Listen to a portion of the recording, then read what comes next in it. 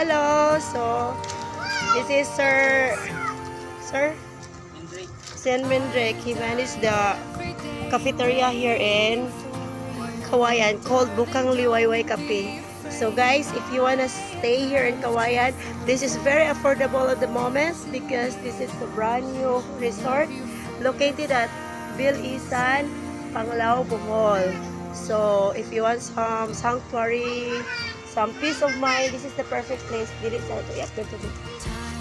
is the perfect place here. You have a lot of access here for your coffee, for food. This is also a good restaurant. And then of course guys, you have the access for the kids pool. It's good for family and all the adults also is in there. So come on guys, hurry up because we are still on a very special offer promotion, right sir? Yeah, thank you so much sir for letting us grab the opportunity to be here and also for the offer. So we celebrated my son's graduation party last night here through my sister's effort.